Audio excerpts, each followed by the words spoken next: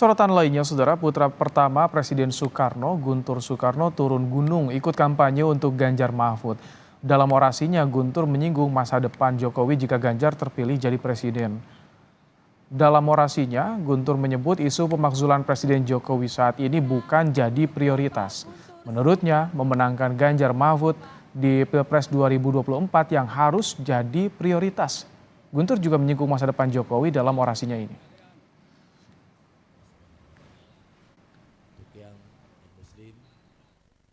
Sekarang apa hal yang tidak bisa lagi ditunda? Yang tidak bisa ditunda tidak lain tidak bukan adalah memenangkan pasangan Ganjar Pranowo Mahfud MD menjadi Presiden dan Wakil Presiden Republik Indonesia.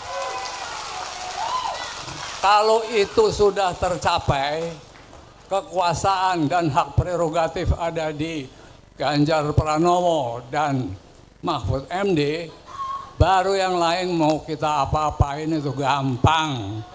Termasuk Jokowi itu mau kita apain, kita nantilah. Koordinator Staf Khusus Presiden Ari Dupayana merespons pernyataan Guntur Soekarno. Ari mengutip pesan Ganjar Pranowo bahwa di tahun politik yang memanas dan beda pilihan, kita semua saudara. Saya sependapat dengan apa yang disampaikan Mas Ganjar Pranowo ya. Saya kira pesan Mas Ganjar itu mengingatkan kita semua bahwa memang saat ini di tahun politik kontestasi, persaingan itu pasti menonjol ya. Perbedaan-perbedaan politik pasti menonjol. Tapi kita harus ingat bahwa kita sama-sama saudara, satu bangsa, satu tanah air, anak-anak bangsa gitu ya. Dan tentu kita harapkan dalam pemilu kita bukan musuh satu sama lain. Kita adalah satu saudara. Soal untuk membahas soal makna dibalik orasi Guntur Soekarno yang menyinggung masa depan Jokowi jika Ganjar menang, kita sudah bersama dengan pengamat politik dari Universitas Diponegoro, Triyono Lukmantoro. Selamat petang, Patri. Selamat petang, Mas. Selamat petang. Patri, apa yang bisa Anda baca dari pernyataan Guntur Soekarno ini, Patri? Turun gunung ikut kampanyekan Ganjar Mahfud. Satu, pertama turun gunung berarti menunjukkan keseriusan bahwa Terah Megawati itu betul-betul serius mendukung Ganjar Pranowo Mahfud MD. Artinya apa? Mereka menjadi juru kampanye, berbicara di depan umum, memberikan orasi yang luar biasa. Yang kedua, berkaitan dengan nanti bisa kita apa-apain itu yang menjadi saya kira garis bawah pembicaraan kita, Mas. Jadi ini menurut saya adalah luapan atau ekspresi kemarahan, bahkan menurut saya adalah kemurkaan.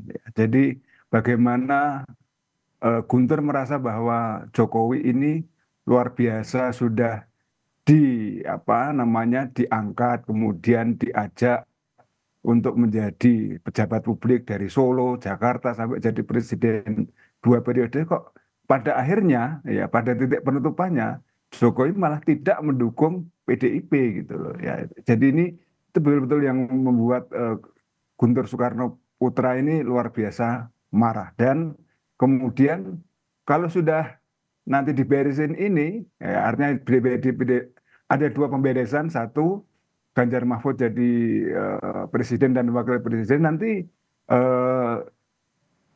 hak privilege ya, hak prerogatif Joko Widodo otomatis akan dilucuti dan sebagainya sehingga bisa diapa-apain. Ini hanya ekspresi semata atau ada yang lebih dari itu menurut Anda? Iya, ini luapan kemarahan, murka kalau istilah saya ya. Jadi tingkat kemarahan yang paling tinggi, paling puncak itu adalah kemurkaan.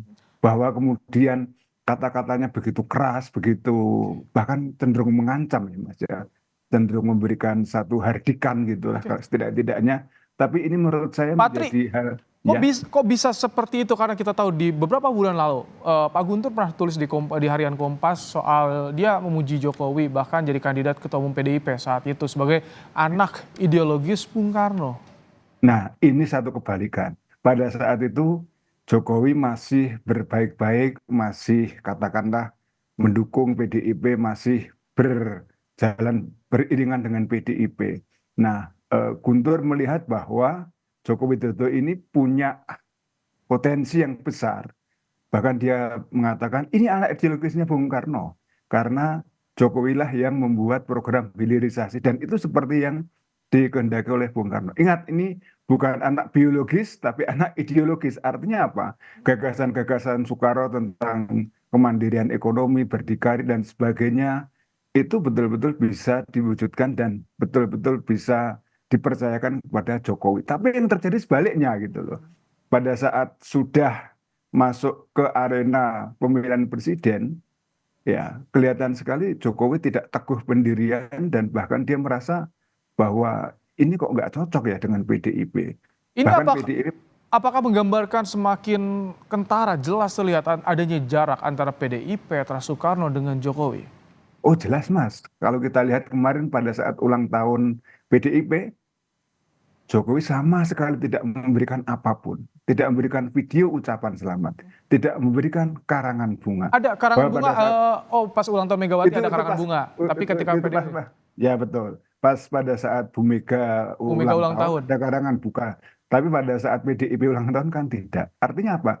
Bahkan Jokowi itu kan bisa partai-partai yang non parlemen kayak PSI, kayak PBB itu dia datangi, dia memberikan orasi, dia memberikan kata sambutan dan sebagainya. Ini PDIP yang membesarkan dia ternyata ya sudah dilewati saja. Walaupun dia punya dalih sedang di luar negeri, tapi toh bisa dikirimkan ucapan-ucapan tadi, pernyataan-pernyataan dukungan lewat video. Tapi yang terjadi kan tidak. Dan ini menurut saya menjadi satu kemurkaan yang luar biasa. Dan Oke. ini Oke. dari keluarga Megawati loh ini. Jadi menurut saya ini jangan-jangan ekspresi satu keluarga seperti itu, bahkan lebih Oke. dari itu. Patri, dengan turun gunungnya Guntur Soekarno, kampanye juga menyinggung Jokowi, ini seperti apa dampak elektoral terhadap PDIP ataupun juga bahkan Ganjar Mahfud di sini? Saya kira kalau dari hasil survei yang baru saja dirilis oleh LSI Indonesia, kayaknya tidak terlalu berpengaruh banyak, Mas. Ya, jadi mohon maaf ya, orang-orang tua ini memang punya pangsa pasar atau captive market yang sudah mapan dan mereka adalah generasi lama, generasi nasionalis lama, generasi generasi yang dibesarkan di era tahun 60-an, 70-an dan sebagainya. Mungkin ragam atau langgam berpolitiknya sudah beda dengan anak-anak sekarang. Jadi menurut saya ini semakin memperkuat saja kelompok-kelompok senior ya nasionalis yang ada di PDIP. Tapi apakah kemudian berdampak pada meluasnya atau semakin meningginya elektoral, efek elektoral? Menurut saya kok tidak. Jadi kalau kita lihat justru generasi sekarang kalau dengan model-model ancam-mengancam kayak gini, hardik-menghardik seperti ini, rasa-rasanya malah tidak nyaman. Rasa-rasanya yang terjadi adalah konflik, Mas. Rasa-rasanya ini membuka apa ya, politik yang seharusnya bisa dijalankan dengan asik, dengan nyaman, ya, dengan kegembiraan, justru yang terjadi sebaliknya. Oh, Seperti itu, Mas. tapi kalau untuk persepsi pada Jokowi ini berpengaruh tidak?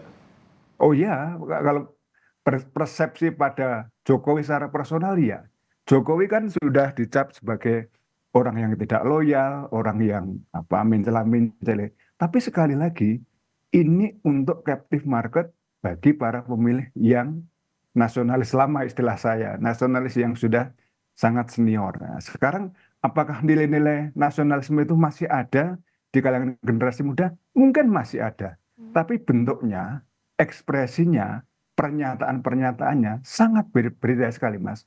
Mungkin tidak akan seperti itu karena generasi muda sekarang, generasi entah itu namanya milenial atau generasi Z itu ya, itu mengungkapkan nasionalisme bukan dengan cara-cara seperti ini atau kalau mengungkapkan permusuhan ya, tidak dengan cara-cara yang menunjukkan apa namanya luapan amarah dan sebagainya, Mas. Seperti itu. Kalau tadi Anda beranggapan ini justru bukan menguntungkan, bisa justru sebaliknya terhadap elektoral. Apakah harus ada klarifikasikah dari PDI Perjuangan misalnya untuk seperti apa sebetulnya makna atau arah dari ucapan Guntur Soekarno ini?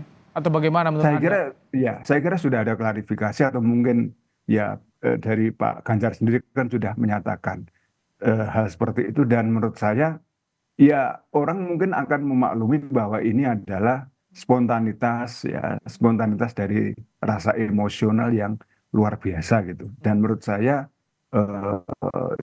itu bisa kemudian nanti tidak lama kan tersembuhkan sendiri Mas dengan dengan berlalunya waktu, dan saya kira mudah-mudahan hal-hal seperti ini, pernyataan-pernyataan yang terlalu keras, terlalu terbuka, eksplisit seperti ini bisa dikurangi atau bahkan dihilangkan, karena ini mungkin menjadi tidak nyaman bagi kita semua gitu. Dengan adanya peristiwa seperti ini, bagaimana menurut Anda, pandangan Anda soal kans adanya pertemuan antara Jokowi dengan Megawati? Apakah setelah hasil nanti pemilu selesai atau bagaimana menurut Anda, Pak Tri?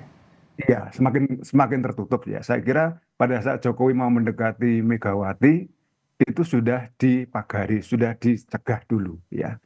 Bahkan kemudian Andi Wijayanto, salah seorang tokoh TKN ya, tim pemenangan nasional Ganjar Mahfud, itu sudah bilang Jokowi akan bisa bertemu dengan Ibu Mega kalau Ganjar sudah menang. Nah, kita buktikan apakah itu mungkin menang atau tidak mungkin dan sebagainya. Atau inilah tanda jangan sekali-kali membujuk Bu Mega.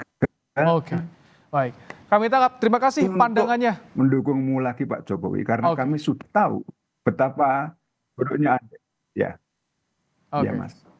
Terima kasih untuk insight-nya, Pak Triyono Lukmantoro, pengamat politik dari Universitas Diponegoro dalam program Kompas Petang sore hari ini.